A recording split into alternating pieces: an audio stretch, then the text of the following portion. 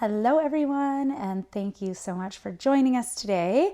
We have a very exciting conversation ahead that I think you will all find really interesting and will hopefully open your eyes to some new things that might be going on with you and your horse.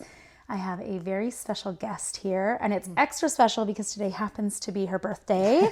So thank you, Helgi. This is Helgi Sangret. For joining us on your birthday and taking the time out of your schedule to have a really cool chat. So Helgi is a trauma-informed coach with over 20 years of experience, and she has a very diverse background from eventing to vaulting, horsemanship training, and then has become a trauma-informed coach with countless certificates. So we have somebody who's just got a really diverse background and offers a lot of really cool perspective on the sport and on horses and horsemanship in general. And Helgi is the owner of Two Strides Forward Equestrian. So she works with horses and their humans to facilitate a really positive partnership. Anything that I should add? I feel like it's hard to encapsulate it all. Thank you for that intro. I've done a little bit of everything. So I just bring a really wide breadth of experience to what I do. So. Which is wonderful. Yeah. And that's really what we're all about on this podcast is there's just no end to the things that there are to know about horses and, you know, how we're approaching our relationships with them, how we're approaching riding, and all the different facets. And so I love the experience that you bring to the table and the way that you look at situations with horses, because it tends to just be so much more all-encompassing than the typical way we might reference a behavior or a situation that we're seeing. And at the end of the day, so much of solving the problems that we encounter with these animals is understanding the problems more thoroughly and understanding them through the horse's perspective so that we can then work with them, you know, or change things that they need changed in order to facilitate improvement for them. Absolutely. And I think that's a huge part of my process is that holistic view. So I always say the training problem's not just usually about a training solution. Yes. It's usually a multifaceted solution. Yes. And so, having that wide background and also being addicted to learning, always learning more, always pursuing new views, just really brings it all together and to hopefully help horses and their people. I love that. You know, and it's funny, I was talking about something similar recently with another equine professional, and my client at the time piped up and she was like, well, yeah, you know, you've heard the saying that frustration starts where knowledge ends. And so being a consummate learner, I think, is such a valuable tool in this industry, because at the end of the day, I feel like as riders or as horse people, we're constantly coming up against situations that we maybe haven't experienced before, or that we don't feel we have the tools to manage or overcome in a positive way. And we end up feeling like we're banging our head against the wall. And I see that so often. And again, it comes back to understanding the issue and understanding what's going on. So on that vein, can you tell us a little bit about trauma-informed coaching and some of the things that you do? Yeah, so how I'd like to start the answer to that question is by what it's not. So fabulous. I offer trauma-informed coaching. I am not a therapist. I am not a counselor. So that is outside of my scope of practice to be offering trauma therapy. What trauma-informed means to me is I have an understanding, both academically in my personal life and through experience working with horses and their humans, in what trauma is and how it affects our horses and ourselves, how it affects their nervous system, how it affects their body, how it affects their life. So my duty is to not worsen that trauma, either on purpose or accidentally, and to facilitate a safe learning environment for everyone involved. So that's what trauma-informed means to me. I love that. You know, and as you were speaking there, you know, I couldn't help but think of all the times when I've seen a situation worsened, you know, accidentally, but again, kind of ties into the importance of these conversations and the importance of people doing the sort of work that you're doing, because so many of us don't know what we don't know. And again, the second we reach that threshold of, okay, our knowledge has now maxed out, we don't know how to handle the situation. More often than not, as riders, as horse people, we tend to escalate in ways that don't necessarily help the situation. You know, and what are, I guess, in line with that, what are some of the impacts, you know, of conditioning that horses experience and some of the basics around like how the way they're conditioned or the way they're trained impacts their brain or their nervous system? Because I know you do a lot of nervous system. Yeah. So basically, I just want to preface this with, when we use the term nervous system, we are referring to the autonomic nervous system. So that includes the brain, and all the chemicals and cocktails that it produces, as well as the rest of the nervous system. And that is something that operates below our level of control. So that's not a choice that I can choose to be in a certain nervous system state, or I can cognitively think my way into or out of. It is just something that our body is naturally doing, and same for our horses. Right. So it's a subconscious response. Exactly. And just for anybody listening, would you find like that sympathetic or parasympathetic nervous system, that's something that the horse doesn't necessarily have control over? Exactly. So that's kind of what you're... Exactly. And so most people have heard the term fight or flight. When I ask folks if they're familiar with nervous system functioning, a lot of the time I hear, no, I have no idea what that is. Right. But most people have heard that term. Yeah. So fight and flight are examples of what we call our sympathetic nervous system, which is like an activation. So it is something that happens when we aren't sure if we're safe. Right? So we need to activate and have some level of arousal to get us out of that situation, or to keep us safe. And then we have our parasympathetic nervous system, which is otherwise known as rest and digest. So that is for rest, play, sleep, rejuvenation, relationship, connection, that sort of thing.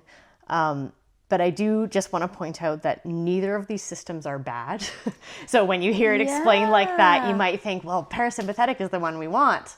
And none of them are bad. So a really common misconception around nervous system regulation is that it means a nervous system that is calm all the time. And that couldn't be further from the truth. Okay, so that's super interesting. Yeah, so it's a really, really common misunderstanding.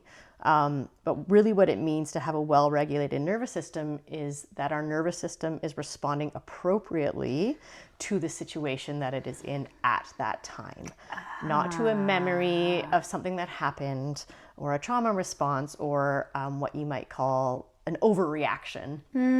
Those would be examples of a dysregulated nervous system. Okay. So there are times where we need a little bit of fight, a little bit of flight, a little bit of activation, and it's appropriate. And then there's times where it's appropriate to be calm and to rest or to play. So that's kind of in a nutshell, sort of the basics of what nervous system functioning means. Okay, and that makes so much sense, and I'm really glad that you elaborated a little bit on that, because it's so true. You know, you think, oh, well, if we're trying to regulate, and I'm a huge fan of kind of doing a lot of that sort of work personally. And so, you know, I try to meditate every day, but I've recognized recently, oh, you know, some days I don't need that. I need like a boost. I need an activation versus a meditation. Yeah. Because I'm like, oh, I might be a little too relaxed. I need to like, let's go. Like, you got things to do, lady. You know, and so it makes total sense that we don't want them in this like, you know, super calm, unrealistic, I guess, state if it's not, you know, they're not responding appropriately to the stimuli around them. But I guess appropriate, you kind of mentioned. Yeah. So, you know, we're not so activated that we're responding to every blade of grass that blows. Exactly. But we're not dull or shut down. Exactly. And when the bear shows up around the corner, that we're not just standing there sleeping. Right. Which I think we've all met that horse as well. Totally. But that is actually another sign of nervous system dysregulation, which we'll get into a little bit more later. But so that's kind of the basics. And so I can get a little bit more into some of those states and what that might look like. Yeah, I'd love to talk about that, you know, and even as you're describing it, like brain function versus conditioning. And I think conditioning is such a huge piece of the puzzle with horses because they have such a lifetime of, you know, exposure to different things, many of which are out of our control and out of our knowledge, but it creates these conditioned patterns that may or may not be facilitative to, you know, incorporating any new learning or new nervous system states that might be more appropriate currently. So I would love to kind of hear some of the basics of, you know, brain and nervous system functioning versus conditioning. So I'm glad you brought that up. So conditioning or learning, those are kind of two separate things. You know, conditioning is something that happens more passively over time, whereas learning would be something that we're actively trying to instill in our horse.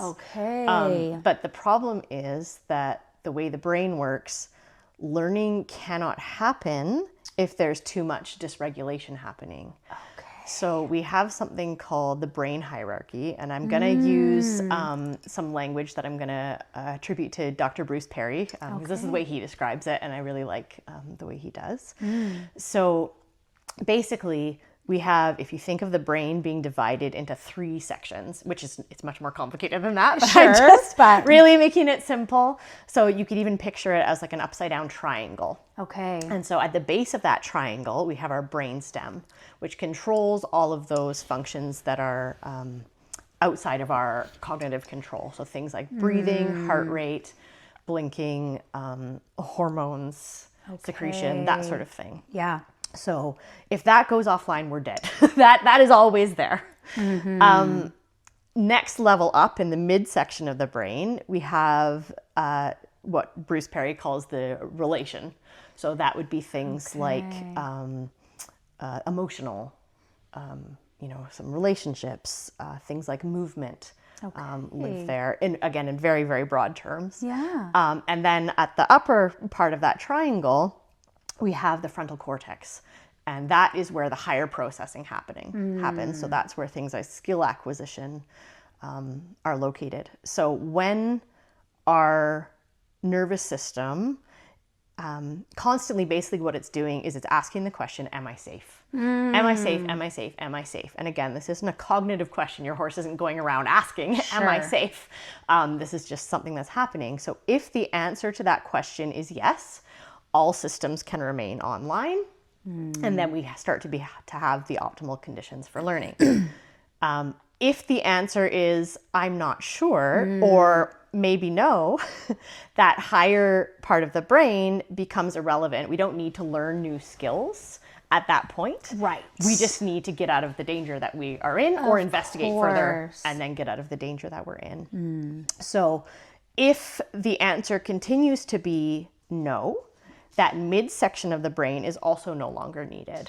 So now we are just operating in what's often referred to as our lizard brain. So it's really just reacting versus thinking our way through things.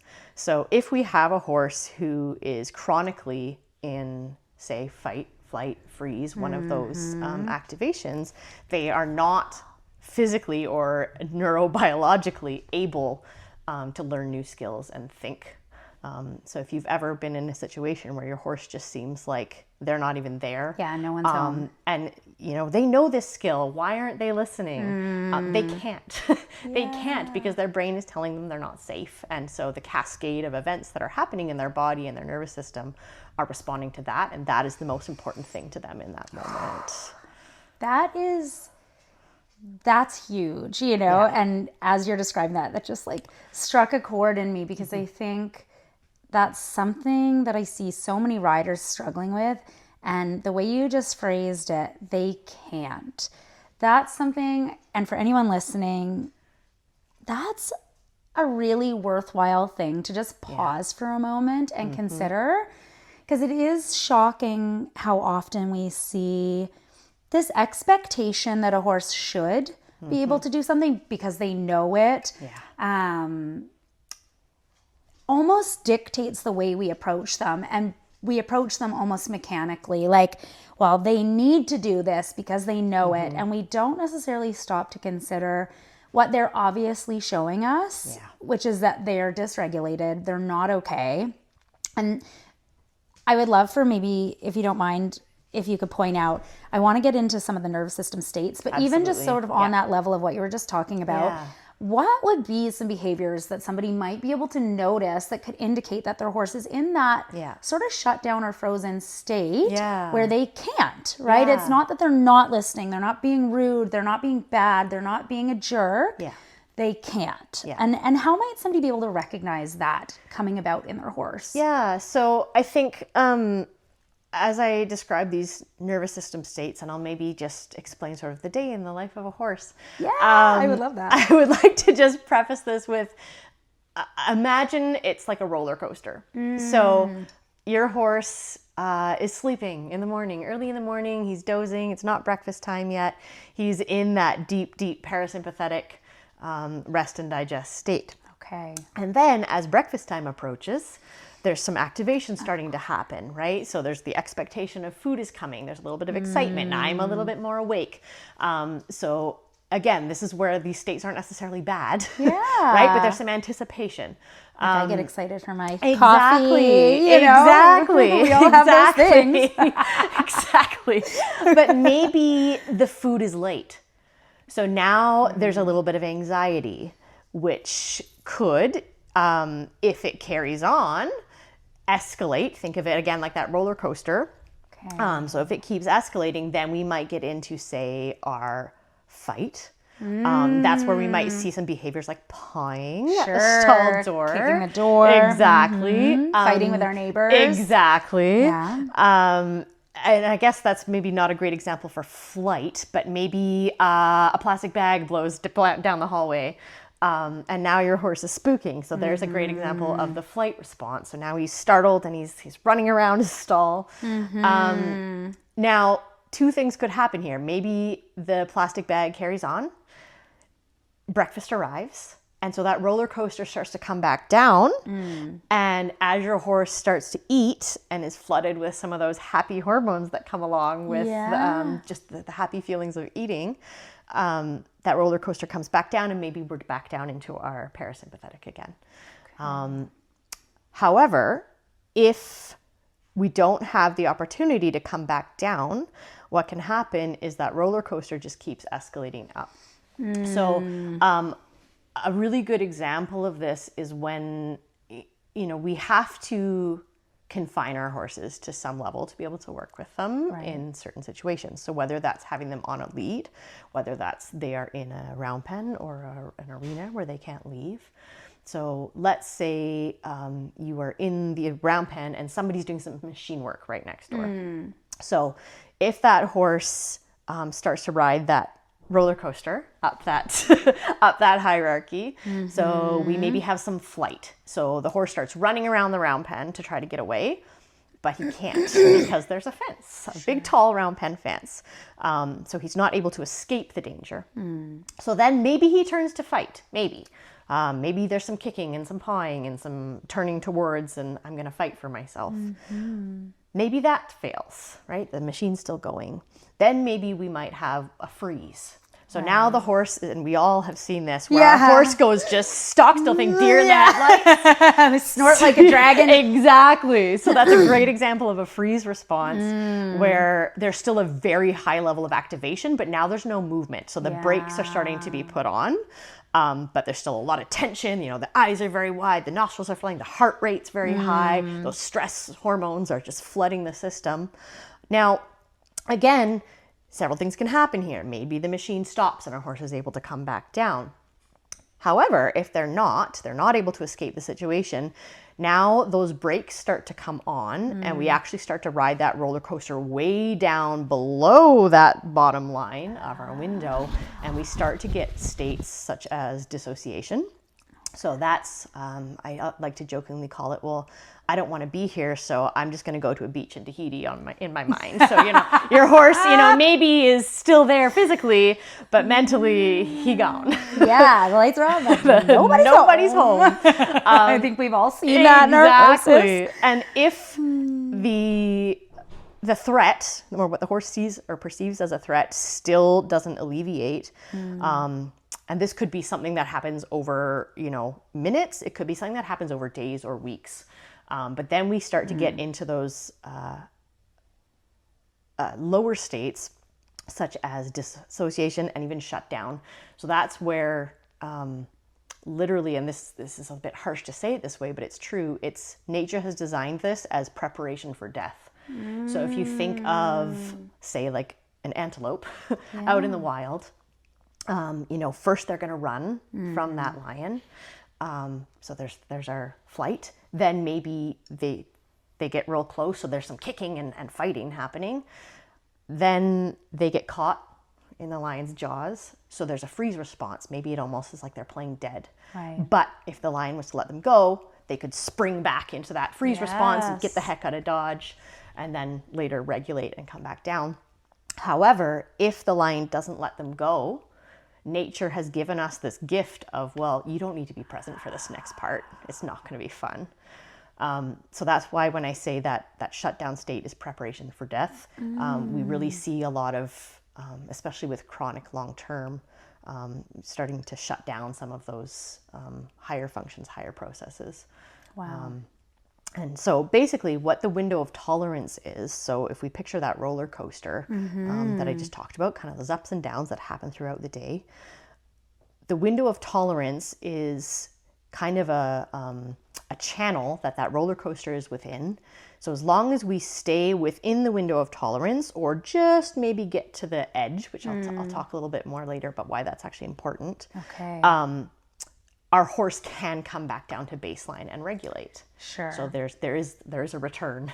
Yeah. However, if we get so far outside of that window, our horse no longer can bring it back down. So think of like gravity. Yeah. So now the roller coaster is filled with helium. There's no bringing it. There's no bringing it back down. Yeah. So that window of tolerance is really important to know, because there's lots of things that affect it. And would it be different for every horse? It is absolutely different, and it can change over time. Of course. So that makes one sense. thing that we see is, maybe somebody has a little bit of knowledge about this and they think, well, I guess I just shouldn't stress my horse out, because that sounds terrible. Right. But what starts to happen then is that window of tolerance actually shrinks.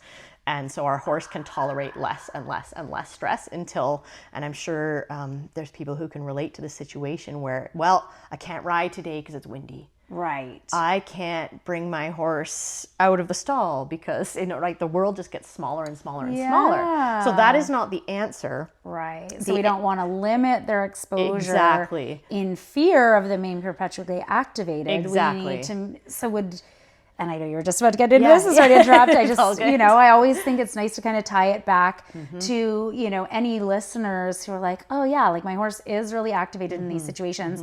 It's not necessarily about avoiding activation entirely. It's about would it be more about having safe windows of exposure and safety for them in terms of ways to come back, which I'm guessing is all in how we approach it. Exactly. So the key is to find kind of the edge of that window. Yeah. So I'll give an example. Okay, so let's say our horse really gets worried when we leave the property. So on property, he's great.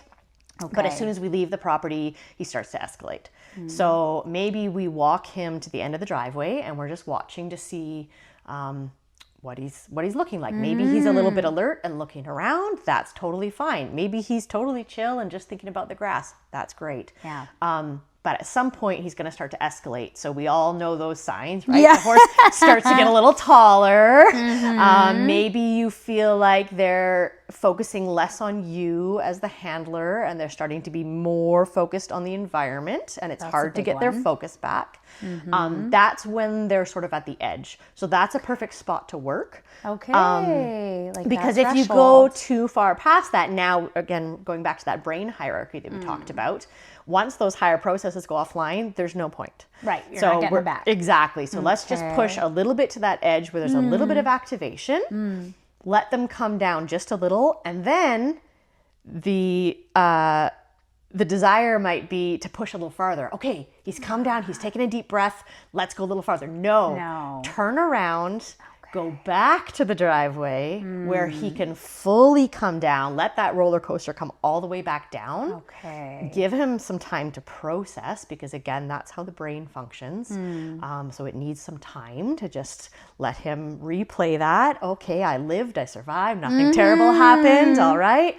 And then try again. Okay. So that's what I mean by pushing into the edges of that window. Just finding that kind of happy, like, yellow zone. Yeah. Because if you can keep pushing into that yellow zone, the green zone is going to get bigger and bigger and bigger over time. That's a great analogy and a great way to put it, because, you know, what I certainly see a lot, and I'm sure you do too, as equestrians, you know, we're inclined to like push our limits to the max, which let's be honest, if you've been that person, I know I've been that person way more often than I care to admit.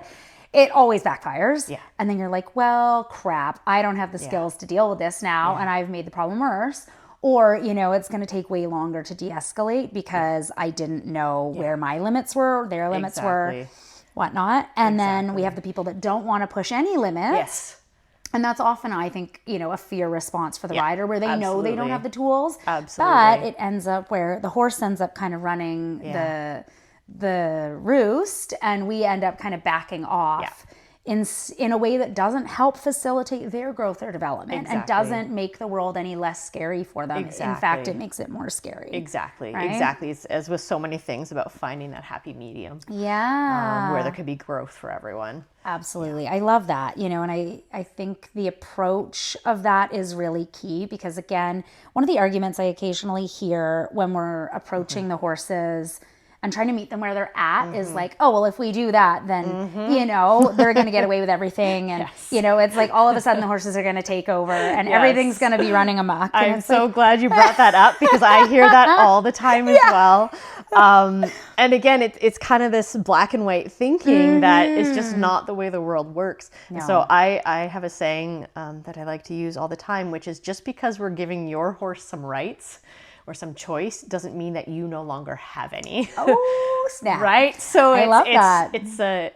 It's a conversation. It's not a dictatorship. Yeah. But that also doesn't mean that the roles are now reversed and the horse has all the say. No. You know, it's our job to keep them safe in our human world. And our job to keep ourselves safe. Exactly. So, you know, it's not discounting our safety or the fact that like we don't want to be trampled. Yeah. You know, that sort of thing. Exactly. That's all still very valid and very important.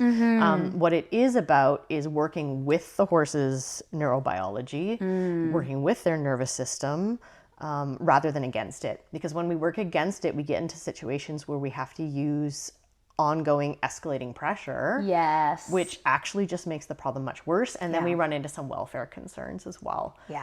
So if we can learn how to work with the horse's system rather than against it, it just makes it easier and happier and safer for everyone. It makes a lot of sense for sure. You know, and we see a lot of people that are struggling with hot horses or reactive horses. And I know you do a lot of work in that realm, you know, because I think those types of behaviors tend to trigger something in us where we're like, oh, we are getting unsafe here. You know, like this is starting to become a concern for our welfare. Do you find that's kind of often when you get called in? Yeah, absolutely. You know, it starts to get to a point where those conflict behaviors just become so big that we can't ignore them anymore. And that's going to be a different sort of threshold for everyone, where they start to realize that it's something's got to change. But it's hard to ignore some of those behaviors, like kicking, biting, rearing, striking, bolting. You know, those are all hard to ignore, especially if they're happening on a broader basis. For sure. No kidding. For sure. And one of the things that we had talked about previously was the allostatic load. And that was a term I wasn't super familiar with, but I was so intrigued when we got into that conversation. And I know you've kind of talked about it already in terms of little ways, like describing what a horse's day might be like. Can you tell me about some of the other things? Helgi's dog is over here just licking her little paws. She's so cute. I couldn't help but like just stare at her in admiration. She's adorable. You know, so when we tend to see those more explosive behaviors like you were just talking about, it brought my mind back to that allostatic load.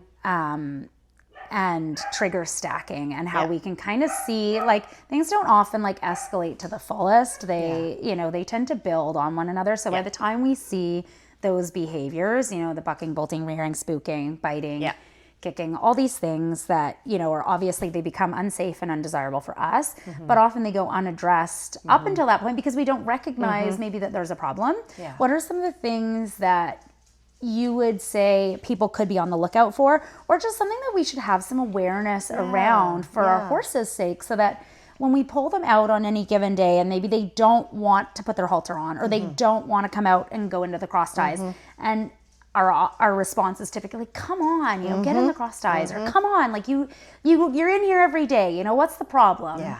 And we tend to, what I see anyway, is we tend to kind of be like, you know, we meet it with frustration and irritation, as opposed to curiosity. And one of the last episodes that we did, we talked about just getting curious about like why your horse is saying no, or why your horse doesn't feel, you know, maybe like themselves on any given day. And as you were describing the allostatic load, I was like, oh, that really, I feel like ties into that conversation, because you were mentioning some factors. And so I would love for you to get into that for people to like have an understanding of what are some of the things that your horse might be up against in their body, their nervous system, their brain, that might be hindering them from like showing up in a consistent way day to day, or showing up in a state where learning can happen. Yeah, absolutely. So allostatic load basically refers to all of the stresses in your horse's life combined. So, you know, they might be a lot of little things on their own. So for example, you know, maybe our horse isn't getting enough REM sleep because they don't have deep enough bedding, access to deep enough bedding where they can lie down somewhere comfortable. So, you know, there's one little piece, which on its own, I mean, that's actually maybe a fairly big one, but sleep on its deprivation, own, it's maybe not the end of the world. But then also they're on a diet because they're a little chunky and the vet has ordered them to be on a diet. And so we're just throwing them a loose flake of hay 3 times a day, and they're going without food with their stomach empty for long periods of time. So there's another stressor. So both mentally and physically, that's hard on them. Then maybe our turnout is individual turnout, where they don't have access to a horse friend to interact with and engage in their natural behavior. So there's one more thing. So think of the allostatic load as basically all the straws that eventually break the camel's back. That's such a good way to look at it, you know. And one of the things that I constantly think about, you know, on the saddle fitting side, of course, I'm in show barns and horses get traded around a lot, you know, and it's so interesting to me that, you know, an example I give is if you move to a new house, like you've chosen that move, you've chosen the new home, you know what's coming, you've been able to prepare for it, and it's still so freaking stressful. And you're like, shoot, I don't know where the grocery stores are in this area. Like, where do I take my dog to go to the park? Like, you have to learn everything new. And for horses, it's like they've lost all their friends, they've lost their home, they're probably getting different feed, different water, everything is different, the turnout situation, the stall. You know, they don't necessarily know if their owner is coming with them, because lots of times when they move barns, their person changes too. And then they're in a new program, in a different saddle that maybe doesn't fit, new farrier, you name it. Basically, like that whole horse's world just got turned upside down. And we're just like, now they should be exactly the same as when I tried them. Like, well, I mean, it's going to take them a minute. It's going to take them a minute. Yeah, that's a great example. Quite a few minutes. Right? Yeah, it's going to take a long time for that much stress. Think of all of those factors you just mentioned, and probably many more. It's going to take them a long time because confusion is stressful. Yes.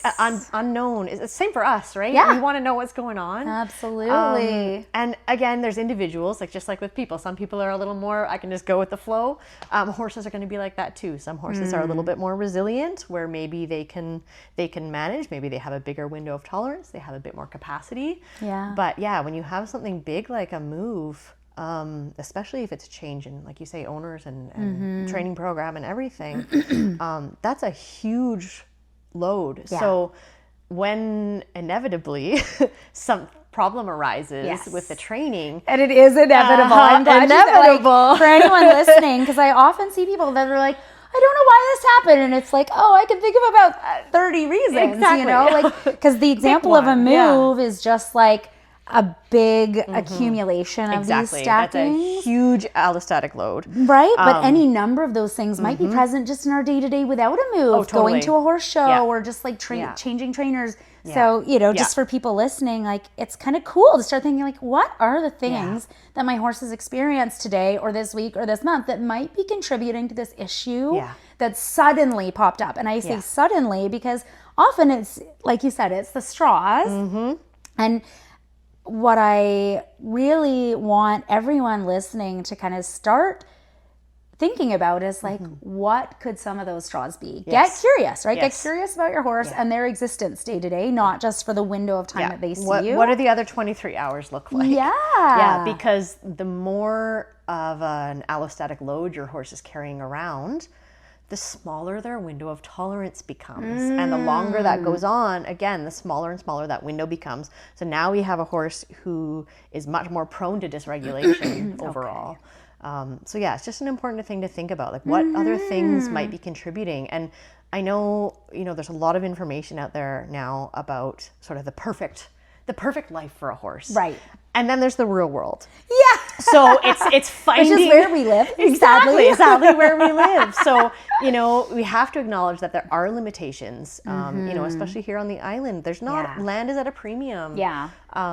So, you know, it can be hard to find places with enough turnout and all that. But it's not necessarily about fixing every single thing right now, because that may not be possible. But it's what can I shift? What can I fix to lessen that allostatic load for my horse? That's and really just good. Even just having an understanding of, well, that's maybe why he's acting like this. So I'm maybe not going to resort right to the frustration and the anger, but just maybe, like you say, getting curious and how can I fix that? I did just want to talk a little bit about trigger stacking as well, because you mentioned that, which is kind of a similar idea, but a little bit different. Okay. So, I'm excited to hear about this. If we just think back to that example I gave about the horse who's worried to leave the property. So, in the example I gave of what we should be doing, where we go just a little bit to that edge of that window, you know, where maybe he can see a little bit down the road and he says, well, this is a view that's a little bit, I need to take this in.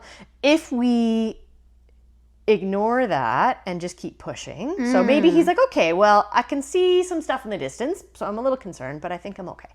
So we keep going down the road. You know, that roller coaster of that nervous system is riding a little bit high. And then we see a sheep in the field. So okay, now it does another jump up again. But yeah, we're coping. We're all right. But we're starting to get a little bit starting to pee off. Right? Yeah. There's maybe some antics happening. And now a car goes zooming past us and honks their horn. So there's that. Whoa! Like there's another big jump up. And that roller coaster is now riding really, really high. And then some little old lady comes out to get her mail, and it's just a little old lady, and your horse loses his mind. It's not about the little old lady. We don't need to scream at her and blame her. It's or just at that our horse. Or our horse. It's just that nervous system never had a chance to come back down. So that's another really important thing to recognize, you know, and to think, well, how can I, you know, plan this exposure so that there is some what we call titration, right? So we kind of step a little bit into the stress, but then we let it come back down. We step a little into the stress and then we come back down. And the thing is, the more you practice that, oh, now my dog's making a bed on the couch. The more that we practice that, the more our horse's system learns the path back down. So it's not that you're always going to have to, I'm going to go for a road ride, zigzag, zigzag, zigzag, zig. You might have to do that for a little bit, but eventually what happens is your horse's system gets used to that. So they can have a little, you know, they see the sheep and it's okay, we keep walking and everything comes back down. And then we see the car and we get a little activated, but everything comes back down. And then we see the old lady and we get a little activated, but it comes back down. So it's not that you're always going to have to manage it that way, but you are going to have to for a little while. Again, just working with the horse's neurobiology rather than against it. That makes so much sense. You know, and it's so funny, as you were describing the trigger stacking, I noticed like I was getting like, and it's so funny because, you know, it's not uncommon, for example, during a saddle fitting appointment, that I will have the owner step away. Yes. Because what we often fail to recognize as well, not only do we not necessarily recognize the things that our horse is dealing with, we also don't always recognize what we're bringing to the table. And like, so true. You know, even as you were describing, like, I'm getting tense. And so if I'm the one walking, the horse is getting tense. It's like, oh, wow, we just like escalated. Yep. And then as soon as you started talking about coming back down, I was like, you know, totally. And it's so fascinating because we're wired the same way. Absolutely. And yet the interesting thing, so I want to talk a little bit about how that shows up like in our partnership, because of course we play such a big role in the choices we make for them. Yes. Right? Because we're the ones holding the lead line, or we're the ones, you know, sort of in control of the dynamic in that regard. Yeah. Because we're typically the one asking the question and maybe not listening to the answer we get, or not understanding the answer that we get. Yeah. So how do you find all of these things play into the partnerships that we're trying to form with our horse and their ability to learn within that dynamic? Yeah, I'm really glad you brought that up. So one word I wanted to make sure I brought up today is called co-regulation. So all mammals have very similar nervous systems. So even though our brains might be wired a little bit differently, just because we have had different priorities as we've evolved, sort of the core programming is pretty darn similar. That makes a lot of sense. With nervous systems that are in close proximity, they will actually mirror each other. So most people have probably heard the phrase, and this is why horses work a lot in the sort of therapeutic and therapy realms, is that the horse is a mirror of us. The same is actually true the other way around. So that's just co-regulation. So if you've ever seen, say, a herd of horses out grazing, and the one on the edge suddenly looks up into the trees and starts to escalate, and then maybe he decides that is something scary in the bushes, and he takes off running, everybody else is already running. Yeah. Right? It happens all at once. And that wasn't because he was, you know, secretly saying, hey guys, I see something in the woods and I think it might be scary. I think it might be a big monster. Let's get ready to run left. Yeah. No, it's just the nervous system's matching up. So our heart rates actually sync up, our breathing syncs up. Even some of the chemical reactions in our brain can be similar. So that process is called co-regulation. So which is so cool, by the way. It's magical, And you just say, like, what? You know, these, it's so incredible what our systems are capable of. Yeah. But, you know, with like this kind of incredible magic comes like a bit of responsibility, like recognize where you're at when you're approaching something. And like, sometimes we do. We need to like just take a minute, take a beat. And just having some tools in our toolkit just to help us with some regulation. And like you say, maybe it is just taking a deep breath and a pause. Now, I also always say, because then, you know, we can get into a little bit of like almost ableist territory. Well, it's like, well, you can't be handling your horse unless you're a Buddhist monk, right? You got to be perfect. And that's also not the case. I mean, yes, the more grounded and present we are, the more we're going to be able to help our horse out, especially if they're having a little bit of a hard time, because we can be that tether that helps to bring their nervous system back down into a calmer state, or vice versa. But I think what's more important even than that is congruence. Because one thing that makes horses real squirrely is incongruence. And what I mean by that, and humans are so good at this, other animals don't really do this, but we do, where, you know, inside we might be having a time, but I'm fine.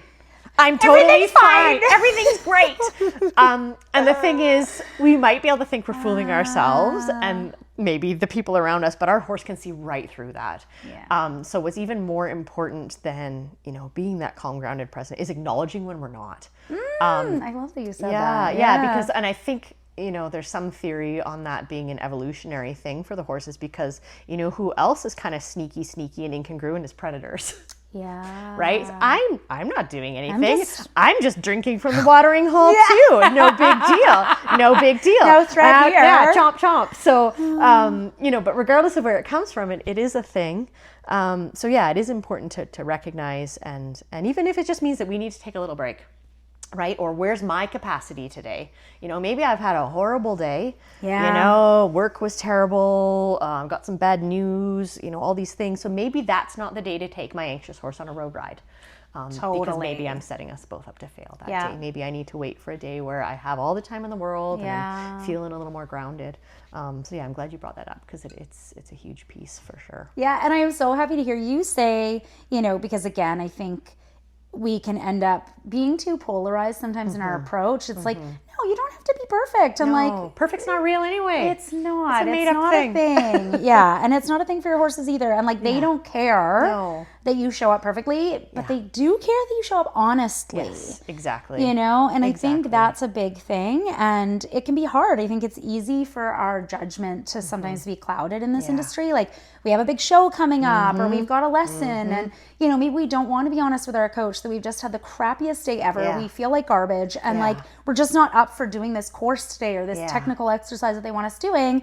And instead, I think sometimes we end up pressuring ourselves into it or getting pressured into it. And then it's like, by the end of it, we're frustrated. We're mad at our horse. Like they're stupid. We suck, and everything just like spirals. Yeah, and instead, sometimes it is just being like, today might not be the day. Like today, I just need to have a chill walk ride. Like can we just do something maybe fun? Because I see a lot of people losing their sense of fun when those pressures and. Back to what we were talking about earlier, like that's probably when our allostatic load has like gotten a bit too heavy and we're just like not doing well, but we're still trying to like tick all the boxes and show up. Like we still have to go to work and we still have to ride our horse, because we feel this pressure. And sometimes there's just like ways around it or ways that we can start recognizing, hey, like I am not really here for whatever this is today, and like I can make the decision to do something different. Totally. Exactly. And there's so many fun things that we can do, and I think what I've seen is the more people start to recognize that and lean into it, as opposed to it having to be solely about one thing, like training.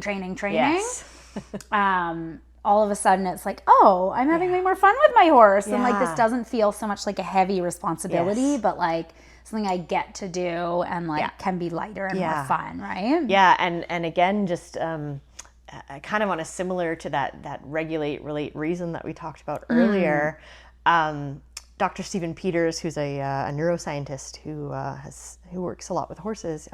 He was a neuroscientist for humans, but now is a horse expert and has several great books, which I highly recommend.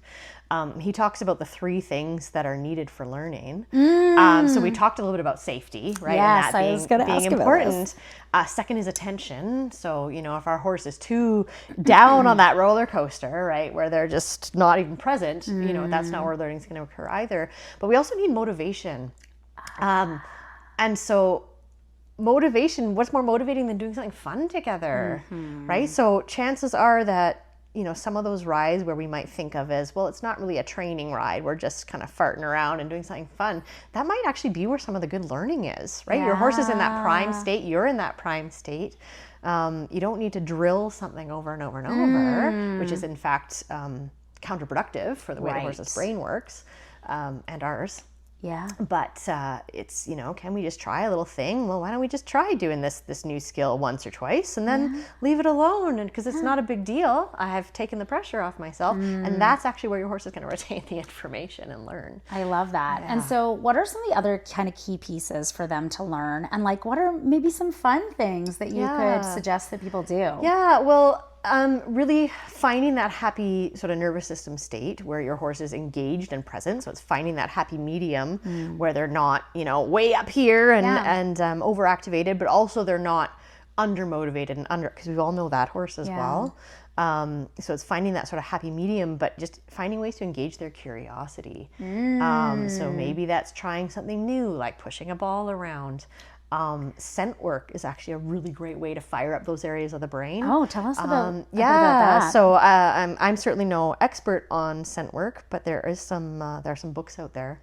Okay. There's a wonderful lady called Rachel Dresma. I hope I'm not butchering her name, but she's written some good books on that in horses. And I mean, their olfactory system is far more powerful than ours, right? And it's connected to all sorts of areas in their brain. So if we can engage that maybe by, for example, making them a snuffle mat and hiding little things in it that smell different. So they have to kind of use their nose to find them. That's a really great way to engage that sense of curiosity. That sounds like so much fun. And play. Yeah. And if our horse is really used to being in that sort of a mindset, that's how they're going to approach when they see unfamiliar things as well. So maybe that umbrella opening isn't an instant, yeah. Right. Maybe it's a, what's that? Maybe I want to go check it out. Maybe I want to give it a boop. Maybe I get a treat for giving it a boop.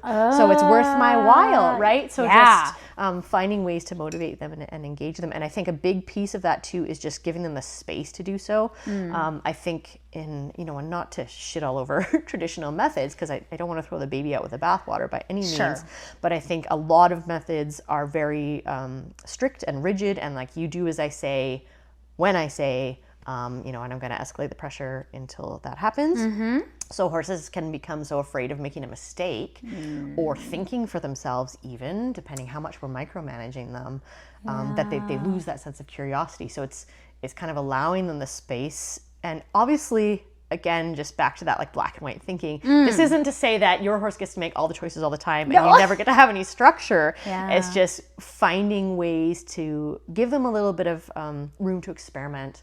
And to develop their brain and to learn how to learn and to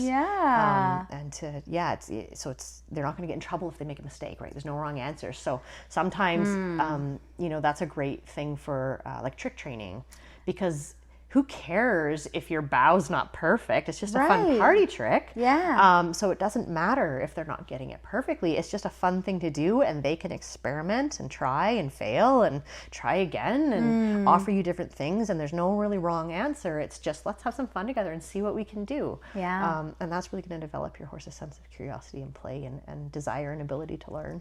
I like that a lot, because I think, even as you were saying, in typical kind of training methodologies, it's like, we want what we want it now, and we will accept nothing less than perfection, and it goes from on the ground to under saddle, and it's like, we want perfectly straight with perfect bend and perfect engagement and the perfect distance with perfect knees and all the things, and the horse is like, right, but I'm not perfect, you're not perfect. And I think the wrong answer, like, we're very good at telling horses how often they're wrong.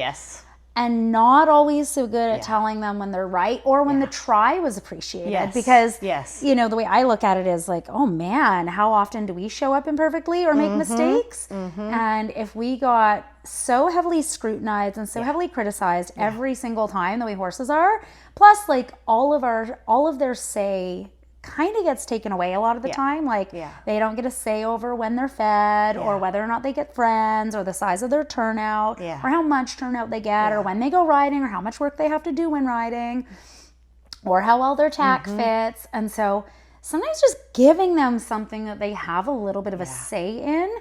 Like you said, it doesn't have to be throwing everything out, but like, think about little ways. Like, how can I give them more say? How can I make maybe the grooming process more interactive with them? And how can I recognize, like, oh, when that horse wants to put its nose on me, like, that's how they explore the world. Maybe I engage with that nose a little. Maybe we get silly with it. Maybe we do boops. And I love booping. Like, me too. I boop horses all the time, but it's so funny because I'll just like hold the finger out and they're all just like, ooh.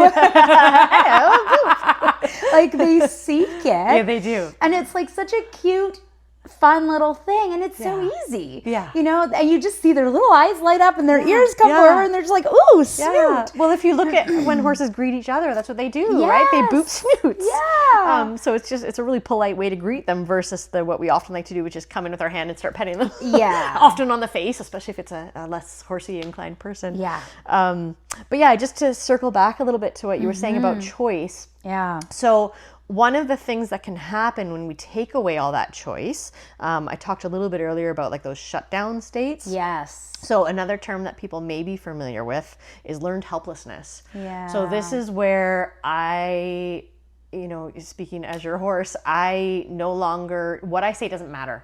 Nobody's listening. So why would I keep talking? I'm just, whatever's going to happen is going to happen, and there's nothing I can do about it. Which is, a welfare issue on many, many points. But the reason I wanted to bring it up again and spend a little more time there is because it can be really hard to spot I was just really hard to say spot. that because it can look like I'm fine, everything's fine. Yeah, maybe very obedient, does all the things, maybe does them with a little less enthusiasm than we would like. I think we've all seen that example of maybe that school horse. That's exactly what I was thinking. Who is just kind of plunking around that little crossrail course, in a 4-beat canter. Yeah. And they don't really look particularly present. Yeah. And that kid on top is just a kicking and a kicking and a kicking and a kicking to keep them going all the way around. And they're doing great. They're not spooking at, the loudspeaker or the other horse that's bolting in the warm-up arena, and so they're keeping that kid what we would think is very safe. They're a packer. And we may have heard that even described as bomb-proof and be desirable and something that people look for. Yeah. But again, just to circle all the way back to nervous system regulation does not mean calm all the time. So one way to tell is if your horse doesn't react hardly at all to the things around. And that might be things like pressure. So like, let's say in the cross ties, you go to move your horse over and you ask, maybe you put a little pressure on their hindquarters to ask them to step over and there's just nothing. Nobody's home, just nothing. Or maybe it's, somebody drops something, down the barn aisle and they don't even react. So that's a really bad sign that they're probably in a little bit of that shutdown or that dissociative state. Or things like, I have to wear spurs and I have to use them so much that now his hair's rubbed off. Like that's a classic example of they're just tuning it right out. So that's why I say it can become a welfare issue really quickly. Yeah. Some little things to look for with that one. One thing that I love to use when we're trying to identify nervous system states is blinking rate, because it's a fairly easy thing to see. So horses do actually have a really wide variety of facial expressions that have actually been mapped out. There's a great study called the Equifax study out of, I believe, France. And so they actually mapped, and they did it for dogs as well. So us humans, and I can never remember the exact numbers, but we have like a certain number of areas in our face that we can manipulate to make X number of facial expressions. Which horses are also very good at recognizing. Absolutely, by the way, because a lot of them are very similar. Yes. Again, just all mammals having similar nervous systems. But so horses have not that many less than us. They do have less. Obviously, they have like less mobile. They don't have the big cheek muscles and things. Yeah. But they do have lots of different points we can watch. But that can take some time to develop your eye and learn. But one fairly easy one is blinking rate. So sort of a nice, slow, steady, soft blinking rate is like a happy horse, a happy sign. And they might be a little more sleepy or a little more alert, but there's going to be kind of regular blinking happening. Right. If that blinking rate becomes really, really fast, that can also be a sign of stress. It can also be a sign of processing. So again, context matters. Yeah. But one way to tell if your horse is maybe going into a bit of a freeze is they will stop blinking. Yeah. Right. So those eyes just get really wide and starey. And then what can happen as they go even further down that roller coaster into the more shut down or dissociative states is they almost get like an internal gaze. So they're not really taking in what's going on around them. Their eyes might look a little bit dull, like as if you were to wave your hand here and in front of their face and nobody's really home. So they kind of go inside, and it can even get so extreme. And I've seen examples of this where the horses will actually just squeeze their eyes shut. Yeah. And it's really, really sad. Like it might look kind of funny at first, like, oh, he wishes he was still in bed, but it's literally they're just blocking everything out. So that's a really good one to watch for, is just blinking rate. So sometimes what you'll see is a horse goes into a bit of a freeze response. And when I say freeze response, we can have something called functional freeze, which is, so you think the horse is frozen, he can't move. Right. Well, he's moving, so he can't possibly be in a freeze. That's not true. So it can be kind of this baseline. It's almost like a little program running in the background where your horse is exhibiting all of the physiology of a freeze, but they might just be kind of motoring or roboting through life. Right. So again, some of those other functions have maybe already kind of gone offline, but they might appear. Around. Exactly. So again, back to that lesson horse who's, but again, there's signs, right? So he's maybe not super responsive to the leg, or he's not reacting to the spooky things that are happening around. So technically, he's cantering around that course, but he's not all there. Yeah. Just little things like that to look for, because I think that one is a really common one. I see it a lot, and it is so much harder to spot than some of the bigger fight, flight. Fawn is another one that we haven't talked about, which actually maybe let's spend a little time on that one. Yeah, I'd love to hear a bit about fawning. So for anybody who's not familiar with that term, another sort of description of the fawn response would be appeasement. So a great example in horses, if you're spending time around foals, when they meet somebody new, they'll do that little clacking with their mouths. So it's kind of like, don't hurt me, I'm just a baby horse. And so that's kind of the idea. And classic, we have a perfect example in humans, which is, ask me how I know what this is, people pleasers. Right? So I'm so conflict avoidant that I'm just going to do exactly what you say, not because I want to, not because I even have the capacity to, but because the alternative is worse. Yes. So we do see that in horses as well. We can see things called calming signals. And again, context is important, because some of these calming signals can mean other things, or they could mean nothing. Right. But it's putting it into the context of the situation. So a couple examples of some calming signals that you might see. One is actually licking and chewing, which licking and chewing can also be a great sign of our horse actually coming into their parasympathetic. And I'll just, because I'm a big nerd, I'll explain a little bit why that is. So when we get into our sympathetic nervous system, one of the things that happens for our horses and for us is the saliva dries up in their mouth, right? They get that really tight little, tight lip, maybe parrot mouth. Yes. And the saliva stops because they don't need to eat, right? That part is, we don't need to eat. We might be in danger. Yeah. That's not a priority right now. So as they come back down into that parasympathetic, the saliva starts flowing again. Their mouth loosens up, and that's when you get that licking and chewing. So I'm not saying that licking and chewing is always bad. However, it can be used as a calming signal. So again, just reading the context. Sometimes we'll also see displacement behaviors. So for example, you're asking your horse to do a thing, they don't seem to understand. So you're asking again, you're adding more pressure. Now suddenly they're biting their own leg. Okay, so that's an example of a displacement behavior of I have this stress inside of me and I don't really know what to do with it. I'm just trying to get you off my back. Right. Not maybe, well, maybe literally. Yeah, literally or figuratively. Literally or figuratively. Okay. So here's an outlet for it. Sure. Right? An expression of that frustration. Another one I see a lot, and again, this is not to shit on a certain modality, but I see it a lot with horses who've done a lot of natural horsemanship type training, because a really common thing in a lot of those modalities, and I say this as somebody who did this for a long, long time. Yeah. And I've changed my ways a little bit now, but is the disengagement of the hindquarters where the horse spins to face you. Right. And the faster the better. Let's really get that jump to.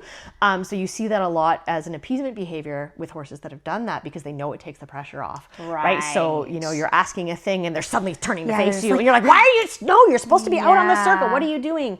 But that's an example of a fawn response. So they're just like, please don't hurt me. I'm just a little horse. Right. So I'm doing the thing. I'm doing it. Not because I want to. Right, but because I've it's learned comfortable, that's the only way to kind of escape escalating pressure or a demand that I'm not understanding. Exactly. So being able to recognize that, and again, like you say, rewarding the try. So it's not necessarily that you're going to say, yes, that's exactly what I wanted. Good job, horse. But you're also maybe not going to get them in shit for it. Yeah. Right? So you don't get in trouble because I see what you're trying to do. Yeah. Let's maybe take a little break. Yeah. Let everything come back down to baseline. And then maybe I need to think about the steps that I'm presenting and maybe making them a little bit easier. Yeah. Easier to understand. Maybe there's a piece missing that you're not understanding. Mm-hmm. Do I even have enough understanding to be guiding them through this? Because it might be something I'm doing or not doing. So, that's being fair. Yeah. Which I think is hard for a lot of us. And then trying again. Yeah. So it's not, you're getting in trouble for doing this thing. It's I see that you're trying to de-escalate. So if you escalate more when they're trying to de-escalate, that's when we send them back again into that learned helplessness, right? Because they're like, well, my appeasement's not working. Right. This isn't working to get you off my back. So, oh, well, I guess this is just happening to me. Right. And I think we've all, had examples of relationships maybe in our own lives where we feel like we don't have a say. Maybe it's at work or, personal relationships. It doesn't feel good. No. It doesn't feel good. And it's, on a physiological level, it's actually really bad for us. It is. It's really bad for us. Yeah. So just thinking about that a little more because it's the same with our horses. Yeah. And I love that you said that because I think sometimes because of the way the equestrian industry is as a whole and the tactics or the modalities that are kind of most common or most normalized aren't always as, forward thinking in those respects. I like to tie it back to something a bit more tangible. Like think about it with a romantic partner. If they always talk over you and nothing you ever do is good enough and they're always on your case no matter what. Like you could have just walked in the door and they're already, why aren't you happy to see me? Why aren't you smiling? Or why aren't you greeting me? And there's so many levels of, neglect, abuse, or just kind of communication issues. But what that can do to us is cause complete and utter shutdown, a lot of, resentment. We end up finding alternative, ways to kind of calm ourselves, whether it's eating or, we come up with other behaviors. In an attempt to kind of ease that pain that we're feeling. And we don't necessarily take those things and attribute them to animals, to our horses, and they're sentient beings. They have feelings. And if we're approaching it as a partnership, which I think most of us want in theory with our horses, but don't necessarily know how to get. Exactly. It starts with having those thoughts, like those conversations and those, those moments where we might need to stop and recognize like we are doing something that isn't necessarily fostering their growth or development, or we are doing something that might actually be harmful. To that nervous system, to their mental state, to their overall well-being.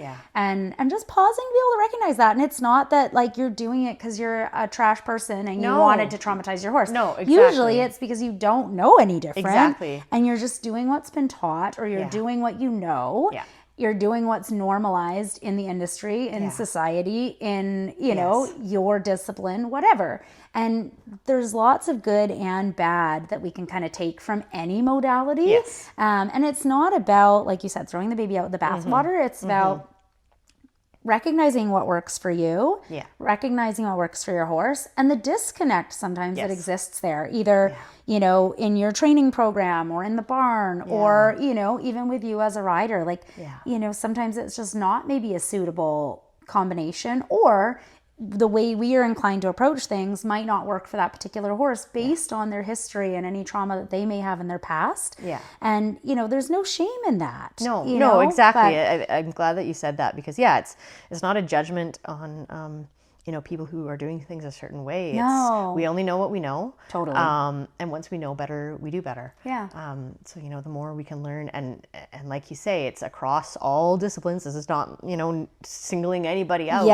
Absolutely. But I think the important thing to remember that no matter what modality you're using, what discipline, whether you ride or maybe you don't even ride, maybe you do groundwork. But, the common denominator is the horse cannot change the way his brain and nervous system operate. I mean, we can adapt it, yes, and grow it, but like he's built the way he's built. And so we can't have a horse think differently than they are. They're a horse. They're going to think like a horse. They're going to act like a horse. And so we just have to keep that in mind and again, just work with them instead of against them. And being, humans being capable of more advanced learning and things, access to, higher education in many forms, like this podcast, like these conversations, we have the capacity to take from all different sources outside of our immediate environment and then bring them as tools to help our horse learn and expand their world. But if we're not expanding our world and we're not expanding our comfort zone, our knowledge base, our skill set, it's not always necessarily realistic or reasonable to expect that our horse should be improving because sometimes we haven't done the work that we need to do to improve in order to facilitate and foster their growth and development in a positive way, which is, it's kind of tricky. It is. And, I'm glad you brought that up as well because there's almost too much information out there now. Right? So we can get something called, information overwhelm or analysis paralysis where it's just, I don't even know what to do, what's right, what's wrong. Because, you know, I love the saying, you ask 10 horse people a question and you get 13 opinions. Yeah. So I all think of which are facts. All of which are facts. Indisputable facts. Yes, there's no real opinions in the horse world, just countless facts. Just so many contradictory facts. Yeah. So true.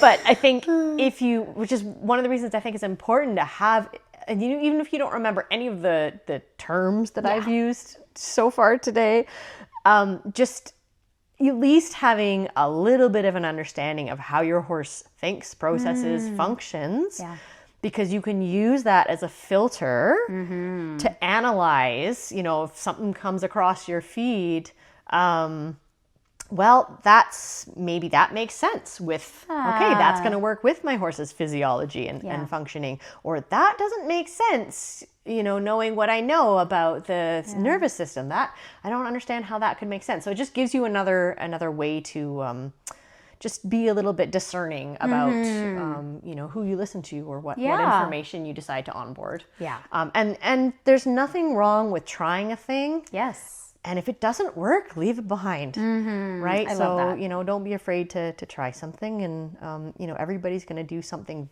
slightly differently than the person next to them. And that's okay. It's got to work for you, but it also has to work for your horse. Yeah. So just keeping that in mind, I think, is really important. Absolutely. I would agree with that. And, you know, on that vein, and I like to ask this of the professionals because I think it's nice for our listeners to have a takeaway. Yeah. So, you know, what are even two things that, you know, a horse owner, a rider, any of our equestrians listening could kind of do on a day-to-day basis to start integrating some of the information that you shared today? Yeah. So I think, two things. Or recognizing. Yeah. You know? So I think number one would be just to get curious. Yeah. Which you mentioned earlier.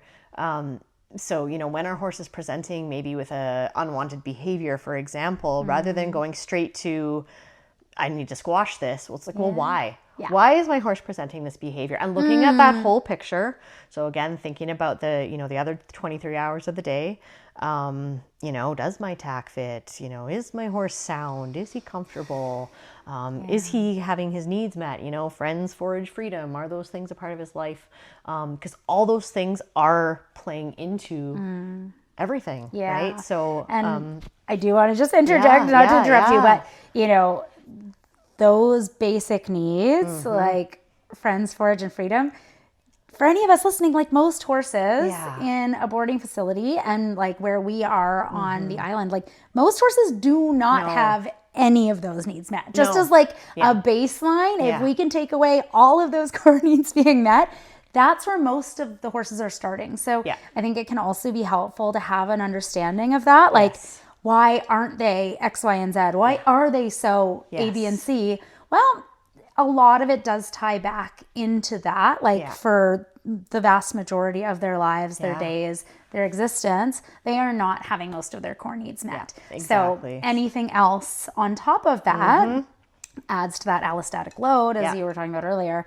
And so it can be, again, just a helpful thing to keep in mind. Yes, you know, exactly. Why and, maybe they're not thriving. So, and again, like, you know, maybe you can't move your horse, right? Maybe they're stuck where they are, but can you, I don't know, add some slow feed hay nets so that your horse has access to feed throughout the day? Can you put a little piece of electric tape down the middle of your paddock so you have a little mini track? You know, can you talk to another boarder and maybe see about even just, you know, a couple times a week, can we turn our horses out together in the ring so they can play? You know, what ways can I shift that dial? Or having a ball in the ring that they can play with, you know, like you were talking what are about some the ways that I can add and some enrichment and some of those core needs being met? So, but that starts with being curious rather than being defensive.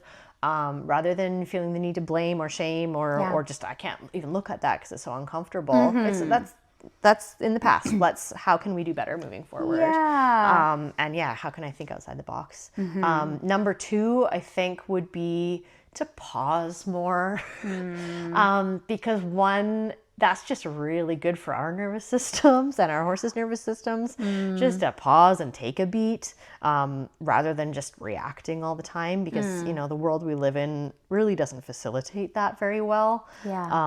So, just find it. It's so just like, true. Go. All the And be information perfect. in the world is in this little device that I carry in my pocket. Yeah. And I have access to it all hours of the day. Which puts a lot of extra pressure. Like that increases our allostotic load significantly. So it's huge. So can I find ways to pause? So even if it's just, while I'm at the barn, I'm going to turn my phone off. When I go out to catch my horse to bring them in for a ride, instead of just marching in there and shoving the halter on their face, maybe I'm just going to take a minute to just sit here in the grass and just watch them for 5 minutes before I put the halter on. Or maybe even, when I go to put the halter on, instead of just shoving it on their face, is my horse ready? Are they showing signs like, yeah, go ahead. I'm basically putting my face in it for you and self-haltering. Or am I showing some signs of brace and starting to, maybe it's just a matter of pausing and taking a breath. And then they'll come back to you. And if not, get curious. Why? Yeah. Why? Because there's a hello. reason. Yeah. Like most people don't even greet their horses. Yeah. And even think about that. Like if I just walk up and I'm just like, you're coming with me, Helgi, you're gonna be like, whoa. Yeah, slow your roll. Yeah, come on, lady. And just instant demands, right? Like so if you just came up, didn't even say hi, and like, can you drive me to the airport? Or you're driving me to the airport, by the way. Yeah. Right? Like that's a lot. That's a lot. Is. So just finding those moments to just pause and think and reflect and like, did the thing that I just did it work? Or do I need to change what I'm doing rather than just trying to do the same thing over and over again, getting the same result and wondering why. So I think if I had to pick two things, it would be that. Just get curious and don't forget to pause. Yeah, those are really good.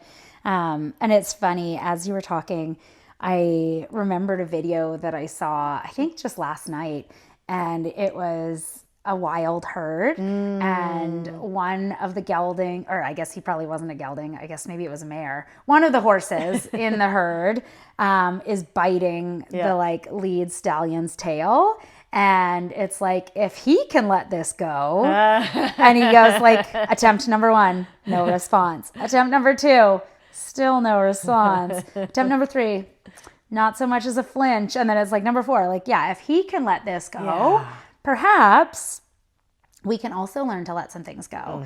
And, I think not having this expectation of like rigid perfection around our horses allows them so much more freedom to be.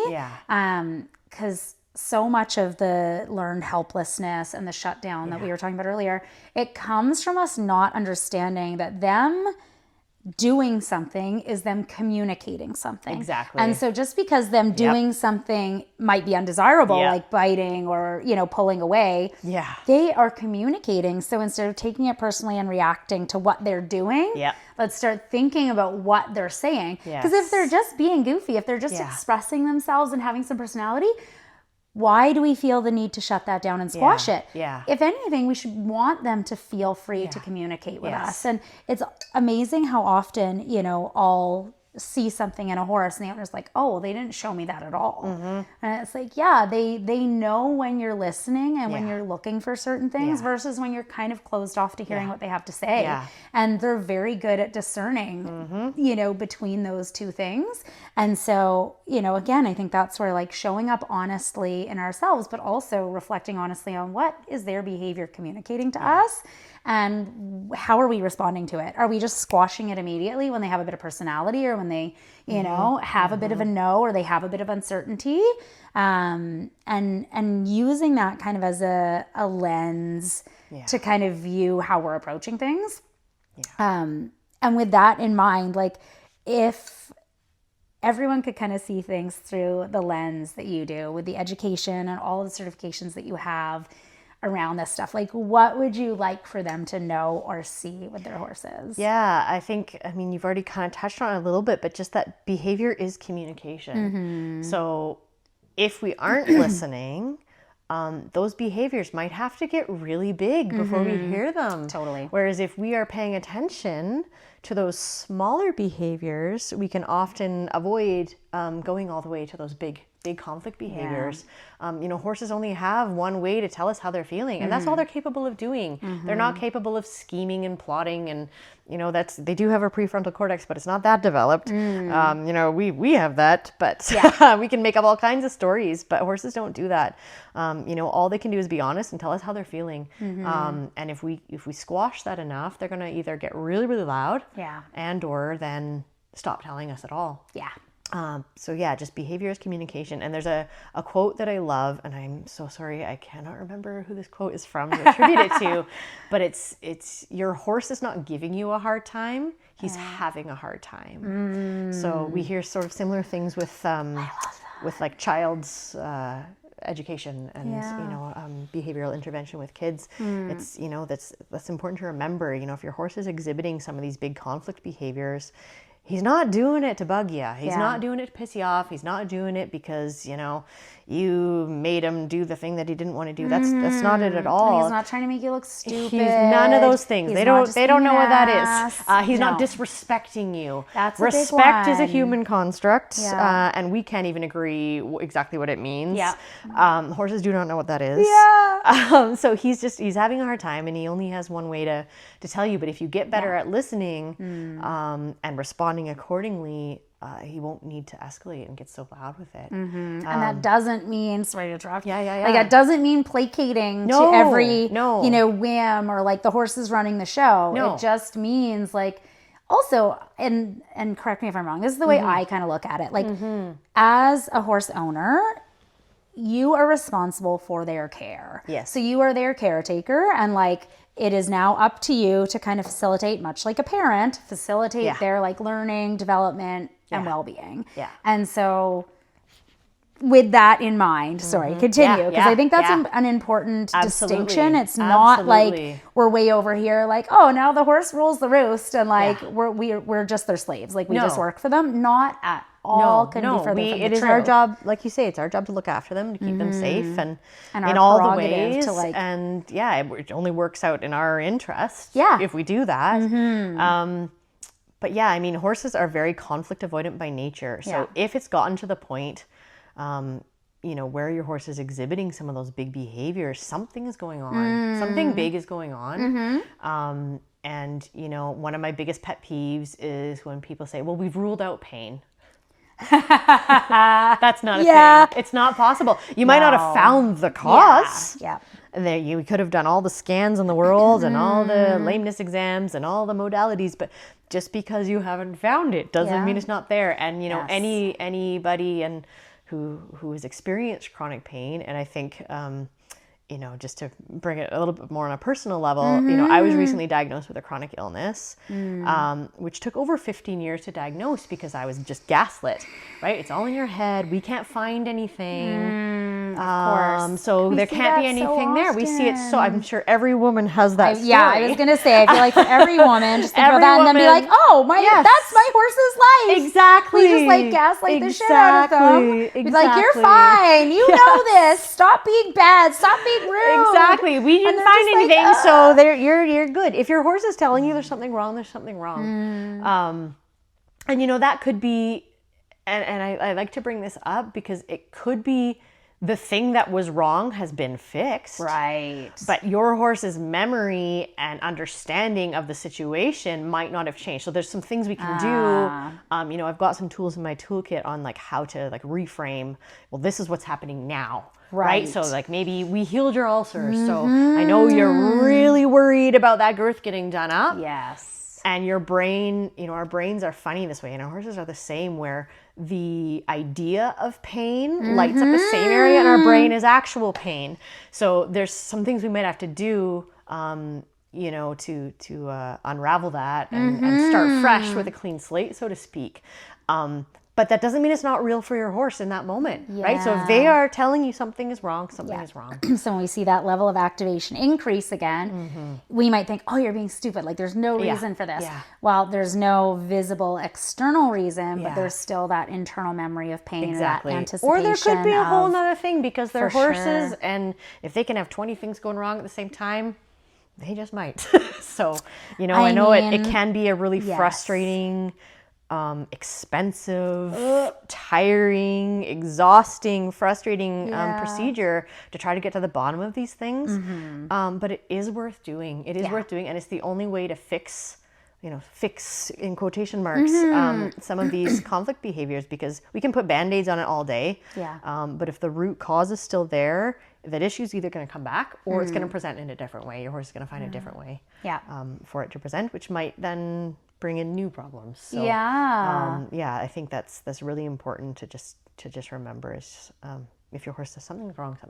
Yeah. And if your horse says he's good, he's good. Yeah. Right? Believe him. Believe your horse. Yeah. And, we'll have to have you back on, Helgi, because I would love to talk a little bit more about, well, all the things. I feel like we could talk for so many things. Ages. But, I see so much frustration. And again, like, that's why I think having these conversations is so important, because how many of us in our equestrian journey at some point find we're beating our head against a freaking wall, and no one around us, our trainers, our vets, our fellow riders, our friends, don't have any idea what's going on. And so we kind of hit this wall where we know our horse is not doing well, and yet we don't know how to help them. We don't know what to do, and we're not really getting support in a lot of instances from the professionals around us because it's so complex and multifaceted and different for every horse.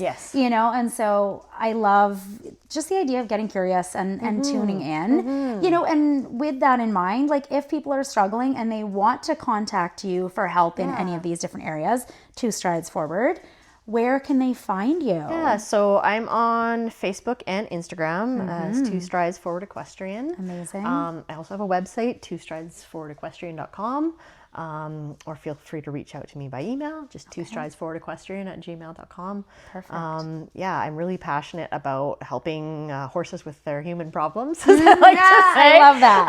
And just, helping horses and humans have a more harmonious relationship and understand each other. Because this has just been sort of a brief touch on some of these subjects. But it can really help sometimes to just have somebody there to just help you start to recognize, some of those nervous system states and, where your horse might be at, and just to give you some tools and, maybe that's something that you're integrating into an existing training program, or maybe it's, completely scrapping what you're doing and starting fresh, or anywhere in between. But just, I'm really passionate about supporting that process, and just making it a little bit better and happier for horses and their people. So that's perfect. And then just kind of as a final note, what, like for anyone listening, if they're intrigued or they're struggling with something with their horse, what are some of the things that you kind of end up helping horses and their humans with? Like what are some situations that somebody might be able to be like, oh, that's what I'm struggling, or that's what my horse is struggling with, that, would be the perfect instance to phone someone like yourself? So basically, if your horse is experiencing any kind of dysregulation, so if that resonated, sort of the story about the horse going down the road and, escalating. So if you just need some help navigating that process, and it can be a long process, right? We're rewiring the brain. So this is not going to happen overnight. Sometimes we see some really significant changes right away. But it's going to take some time and some patience, but just navigating situations like that. So really anytime there's any kind of conflict behaviors, or, my horse is not happy being tacked up, or, my horse is developing a bolting problem, or, and my process is really, we're going to, I'm not probably going to even have you ride that first time, because it's not probably about the bolting. Right? Let's see this right from the get-go and see if we can track to like where this problem is starting, because it might start the moment you step foot in the paddock. Before you even put anything on your horse. And let's find those little sticky spots or those crunchy spots where things are starting to go wrong. And let's make a bit of a plan to address maybe that allostatic load, and see if there's ways that we can alleviate that and other areas, and maybe other professionals that we need to call in. I'm a big fan of collaboration. Like it really does take a whole team and a village. Like I said at the top, like I'm an expert in my field, but I'm, only an expert in what I know. I'm not a therapist. I'm not a neuroscientist. I'm not a vet. I'm not a body worker. I'm not a saddle fitter. I'm not a nutritionist. I know a little bit about all those things. Enough to be able to maybe help you maybe decide what professional you should contact next. And, certainly have some that I work with that are, including yourself, that I recommend to people. But it's, maybe just having somebody help you sort of have a step back, look at the whole picture, and make a bit of a plan and go from there. Yeah. Yeah. I love that. Okay. Well, again, Helgi, thank you so much for joining us. Tigger's here for her little snuggle. She's got to have her close up. She does. Yes. She wants her 5 minutes of fame for sure. Hi, sweet angel. But I really appreciate, I'm sure our audience really appreciates you taking the time to share that, because I think that's a side of things that we don't really hear about very often. And we don't necessarily have an understanding of what our horse is experiencing when we're in those states. And we just know the frustration over like, why are they being so X, Y, and Z, fill in the blank. Like, why are they being so stupid? Why are they being so rude? Why are they being so, and it's like, well, they're not, they're just activated for all of these other reasons that we're not necessarily, educated enough to understand. And, we're not educated because this stuff isn't being taught. Yeah. It's starting to become, a little bit more known. And there's some great people out there doing some good work. Yes. But yeah, I really think that, certainly every coach, every trainer, and ideally every horse owner should have at least a little bit of knowledge in this topic. Yeah. Because it would just make life easier for everybody. It would, for sure. Yeah. Well, thank you so much. Thank you for having me. Yes. And again, happy birthday. Thank you. And I can't wait to talk some more about all of the other pieces. Yeah, me too. I'm excited. Are involved in this puzzle. Yeah. Amazing. Excellent. Amazing. Well, thank you everybody for watching. And we're excited to keep bringing you more interesting conversations to help you and your horse thrive. Take care. Talk soon. Bye. Yay.